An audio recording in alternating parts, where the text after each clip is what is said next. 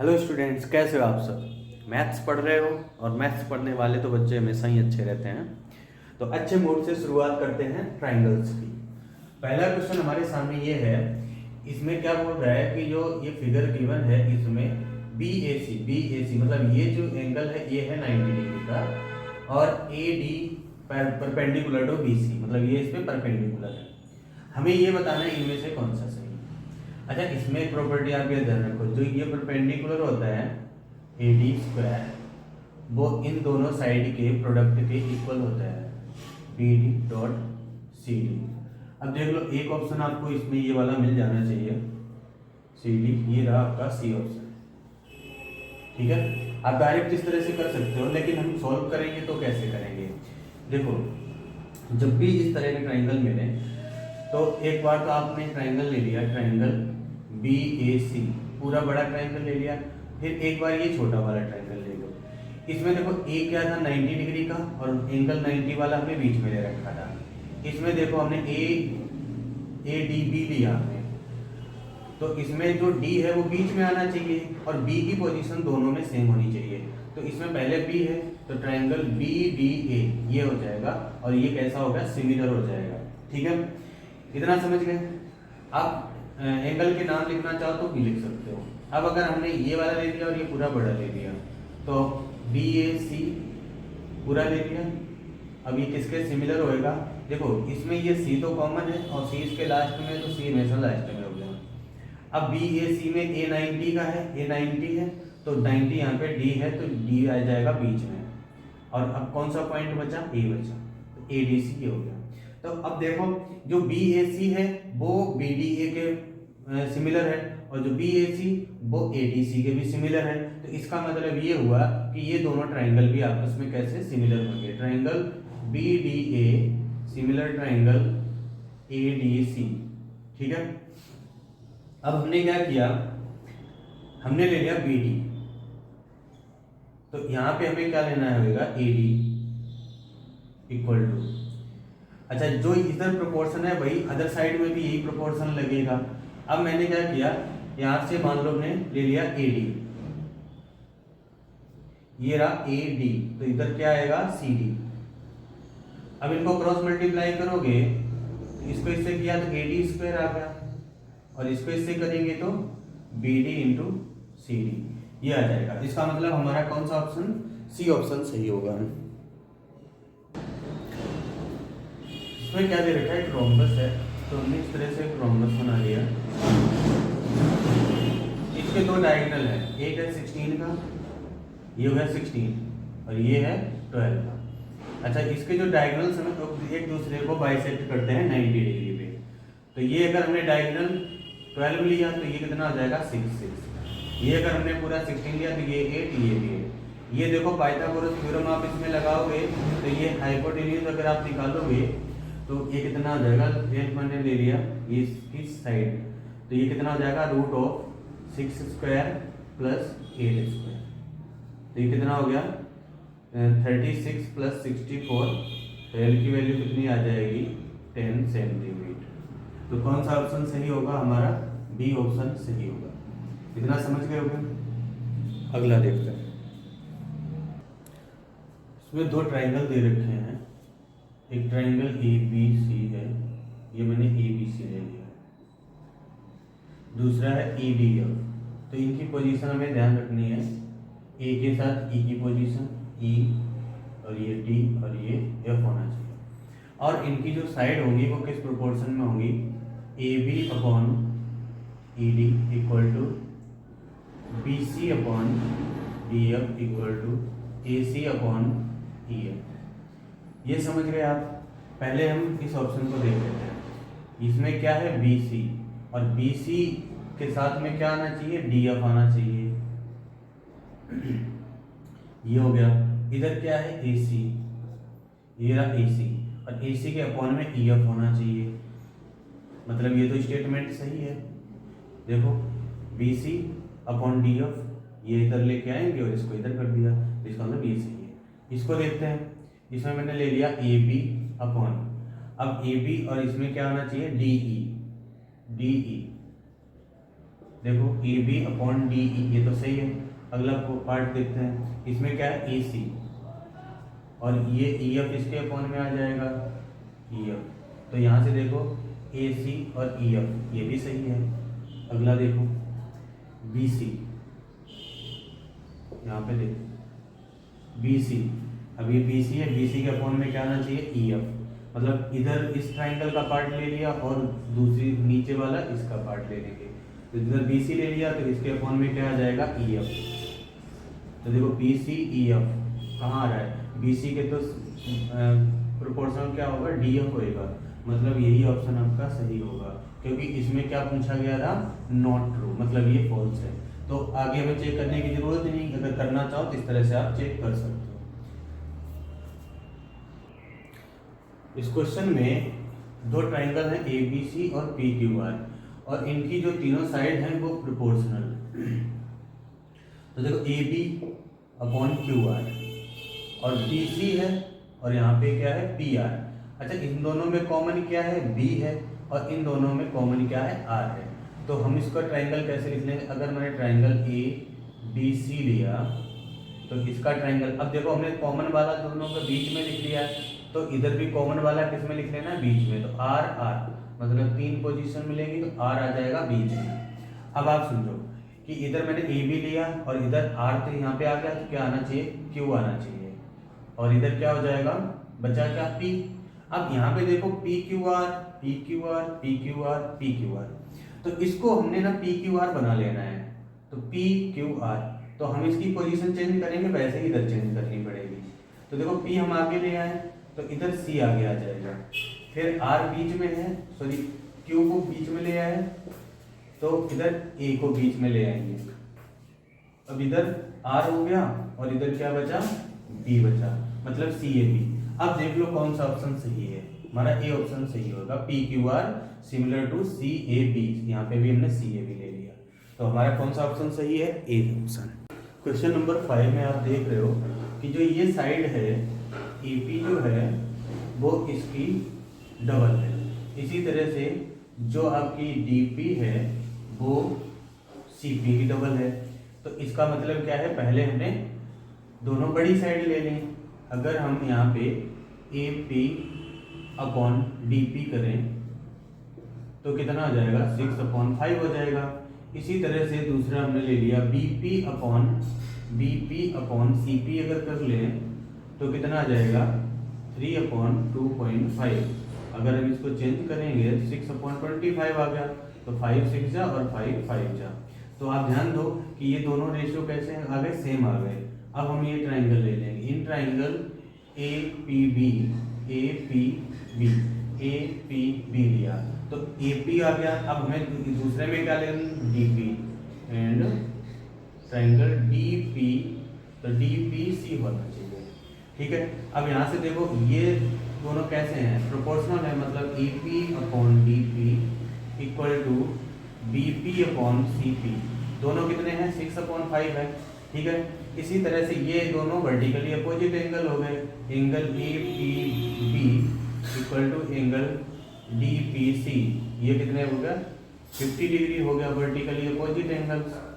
तो यहाँ से हमें एक बात पता चल गई कि ये ट्राइंगल और ये ट्राइंगल दोनों कैसे हैं सिमिलर है, A P B similar triangle D P C.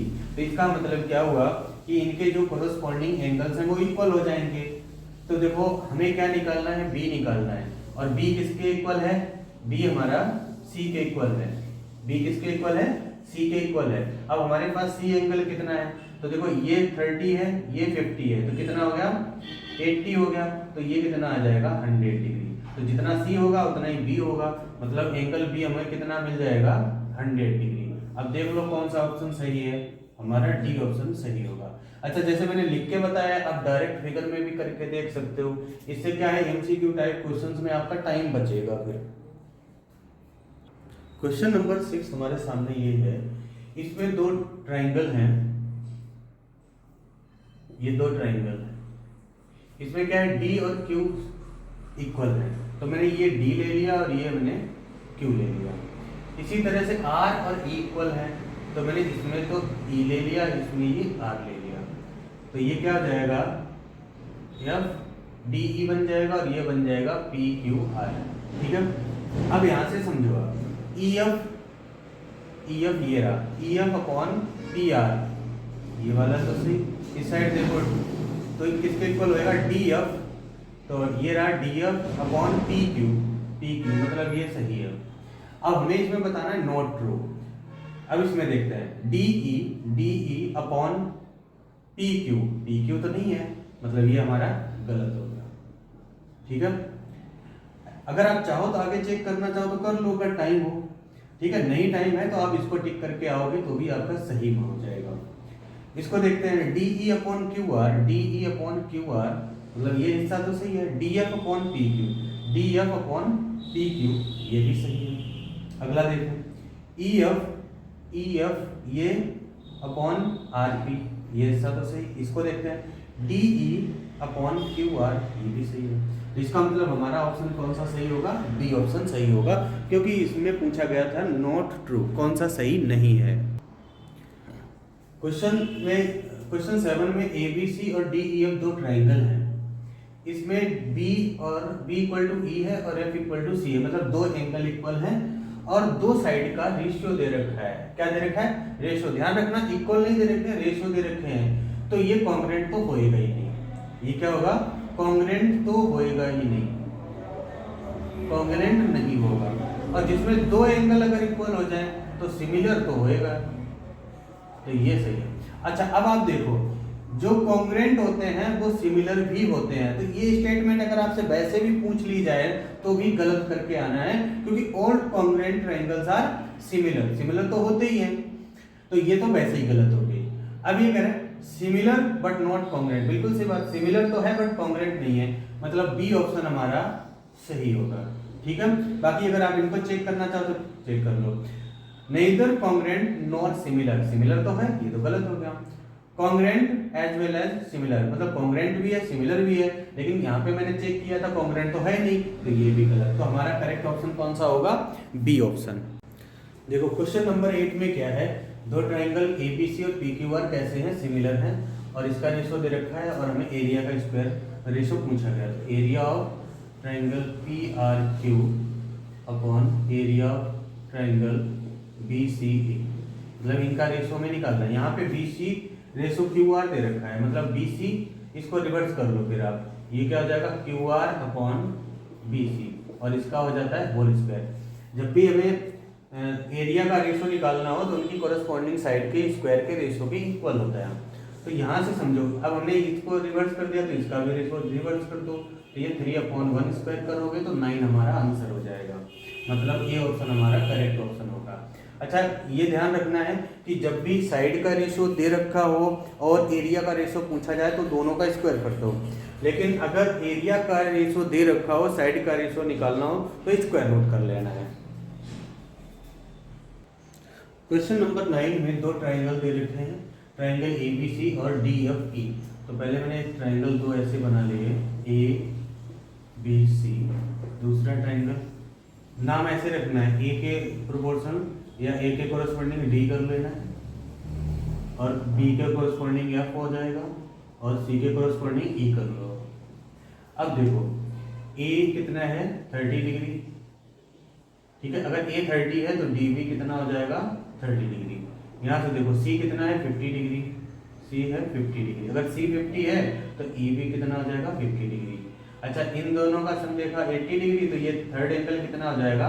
100 degree. ये 100 है तो ये वाला भी 100 डिग्री हो गया। इसके बाद देखो ए बी कितना है? 5, ए बी है 5 सेंटीमीटर, ए सी है 8 सेंटीमीटर, और डी एफ कितना है? 7.5, डी एफ कितना है? 7.5। अब हमें ये बताना है कि इसमें से कौन सी सही है स्टेटमेंट। तो देखो D E equal to 12 centimetre. अब देखो डी ई कहाँ पर है? डी ई, और ये कितना है बता रहा है? 12, और एफ कितना है? 50 डिग्री। तो एफ यहाँ पे 100 डिग्री है, तो ये तो गलत हो गया। ठीक है, अगला देखो डी ई 12 सेंटीमीटर और एफ है 100, तो एफ 100 है, ये बात तो सही है, लेकिन अब हम इस साइड का भी प्रोपोर्शन कर लेंगे, यानी ए सी अपॉन डी ई, और किसके इक्वल होगा? A B upon D F के।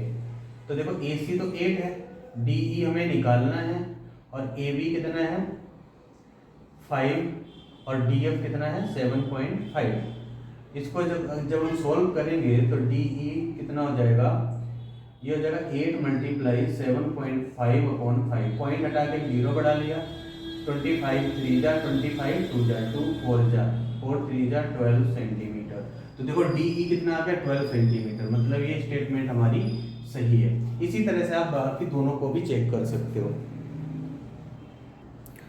क्वेश्चन नंबर 10 है, ये बोल रहा है कि ए बी सी और डी ई एफ सिमिलर होंगे, ठीक है। तो हमने दो ट्राइंगल ऐसे बना लिए ए बी सी और डी ई एफ, ये बना लिए। अब इसमें क्या बोल रहा है कि जो ए बी और D E A B D E ये कैसे हैं, प्रोपोर्शनल में है किसके, बी सी और एफ डी के, एफ डी तो ये रहा, ठीक है ना। तो हम थोड़ा सा इसको चेंज कर लेंगे,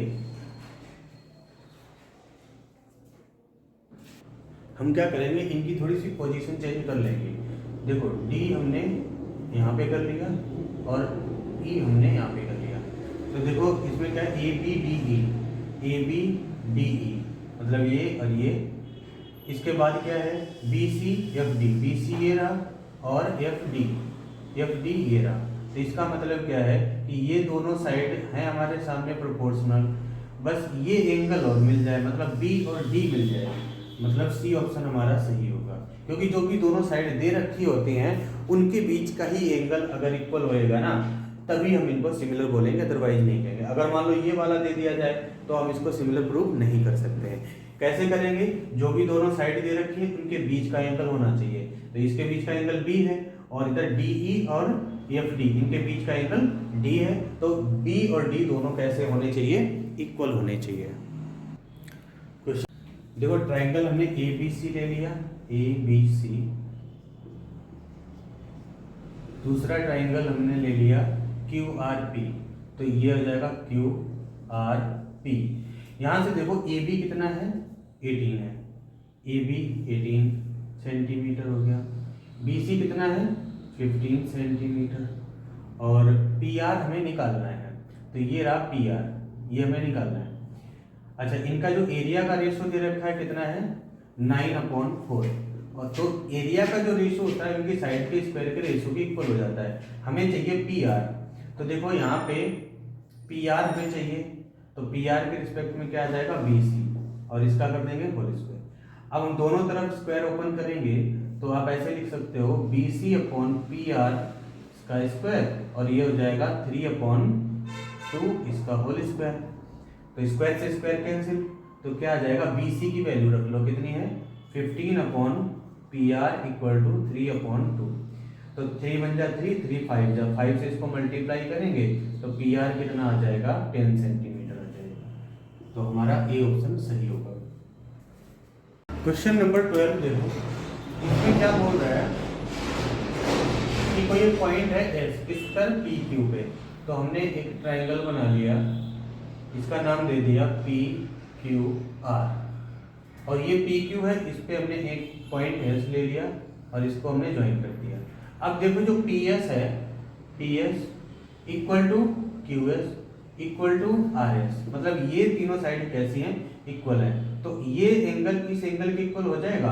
आपको पता होगा जैसे कोई ट्राइंगल दे दिया जाए, ये साइड इस साइड के इक्वल है तो ये एंगल इस एंगल के इक्वल होता था। रीजन क्या था, opposite angle of equal sides. तो मैंने इसको x ले लिया तो ये भी x हो जाएगा। इसी तरह देखो ये और ये साइड इक्वल है तो ये एंगल और ये एंगल भी इक्वल हो जाएगा। अब in triangle P Q are तीनों एंगल का सम कर दो तो x प्लस ये पूरा कितना हो जाएगा x प्लस वाई और ये y equal to 180 degree. Angle sum property से ये हो जाएगा। यहाँ से देखो 2x plus 2y equal to 180 degree. 2 हमने कॉमन ले लिया तो ये कितना आ जाएगा twice of x plus y, 2 इधर जाएगा तो x plus y equal to कितना हो गया 180 डिवाइडेड बाई 2, कैंसिल करोगे तो 90 डिग्री आ जाएगा। यहाँ से देखो x प्लस वाई कितना आ गया हमारा 90 डिग्री आ गया। तो एंगल जो r होगा वो कितना हो जाएगा 90 डिग्री। ये देखो कितना हो गया 90 डिग्री। तो अगर ये ऐसे ट्राइंगल बनेगा, r कितना है 90 डिग्री, तो इसको मैंने आर ले लिया, ये पी और ये क्यू ले लिया। तो अब इसमें हम पाइथागोरस थ्योरम लगाएंगे तो इसमें क्या हो जाएगा कि हाइपोटेन्यूज का स्क्वायर मतलब P Q square equal to P R square plus R Q square. यही इक्वेशन बन जाएगी। अब देख लो ऐसी कोई इक्वेशन इसमें दे रखी है तो देखो पी क्यू स्क्वायर दे रखा है, P Q square equal to P R square plus Q R square या आर क्यू स्क्वायर दोनों सेम ही बात है। तो इसका मतलब हमारा सी ऑप्शन सही हो जाएगा। तो ये हमारे इस वीडियो के 12 क्वेश्चन थे। वीडियो कैसी लग रही है आप जरूर बताएं और वीडियो अच्छी लग रही है सब्सक्राइब जरूर करें।